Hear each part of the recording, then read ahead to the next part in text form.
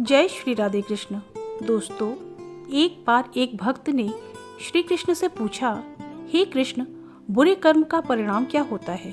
ये कलयुग है और हम यही देखते हैं, जिसके जितने बुरे कर्म वो उतना ही सफल और सम्मानित होता है।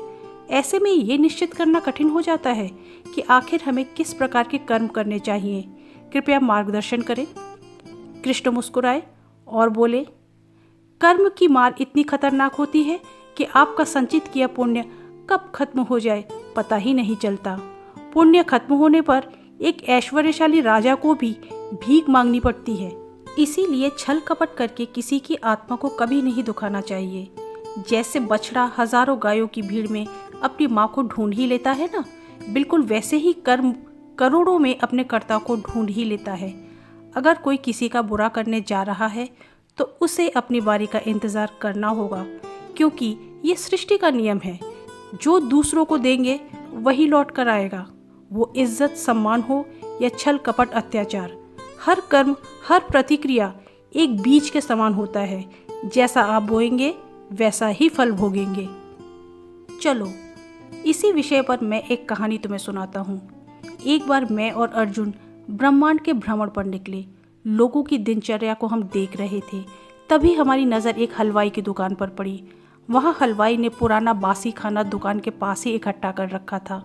उसे देखकर एक कुत्ता उसे बार बार खाने आ रहा था, लेकिन हलवाई उसे पत्थर मारकर भगा देता। कुत्ता जोर जोर से रोता, फिर वापस खाने के लिए आता। हलवाई उसे फिर दुत्कार देता। ये देखकर अर्जुन बहुत दुखी हो रहे थे, लेकिन मैं हंस रहा था। तब अर्जुन ने हैरानी से मुझे मेरे हंसने का कारण पूछा। तब मैंने कहा, अर्जुन, ये दुकान एक नामी हलवाई की थी।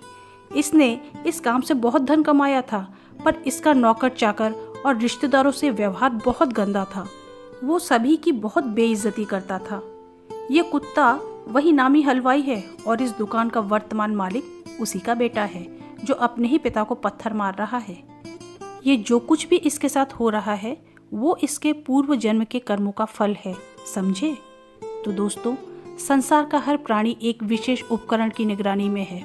जिस तरह आजकल हर जगह सीसीटीवी कैमरे लगे हैं ना, जिनमें हमारी हर गतिविधि रिकॉर्ड होती रहती है, बिल्कुल उसी तरह हमारा कर्म भी एक जगह सुरक्षित होता रहता है।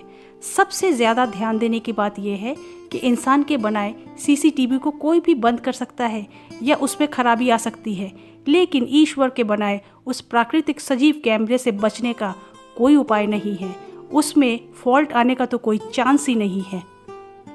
कई बार हम दूसरों को देखकर ये सोचने लगते हैं कि देखो, इतना बुरा कर्म करने वाला इंसान कितने ठाट बाट की जिंदगी जी रहा है, और हम ये मान लेते हैं कि ईश्वर के निर्णय में कमी है। जबकि बुरा कर्म करके सुख भोगने वाला इंसान या तो पूर्व जन्म के कर्मों के फल के आधार पर सुख भोग रहा होता है, या उसके पाप का घड़ा अभी पूरी तरह भरा नहीं है। वैसे भी हम किसी भी इंसान पर 24 घंटे नज़र थोड़ी ही रख सकते हैं। क्या ये संभव है? नहीं ना। किसी के जीवन काल में उसे क्या क्या मिल रहा है वो हम नहीं पता कर सकते। ईश्वर हर व्यक्ति को उसके अवचेतन मन में कैद कर्मों के अनुसार फल जरूर देते हैं। वैसे भी जमाना ही दिखावे का है, तो लोग ज़रूरत से ज़्यादा खुश और बिंदास रहने का दिखावा करते हैं। वास्तव में पर्दे के पीछे की जिंदगी उनकी तनावों से भरी होती है। तो अपने कर्म के प्रति सचेत होना बहुत ज़रूरी है, तभी वर्तमान के साथ भविष्य भी सुखमय रहेगा। अपनी प्रतिक्रिया कमेंट करके ज़रूर बताएं। तो मिलते हैं अगली वीडियो में। तब तक के लिए stay blessed and stay healthy. Hare Krishna.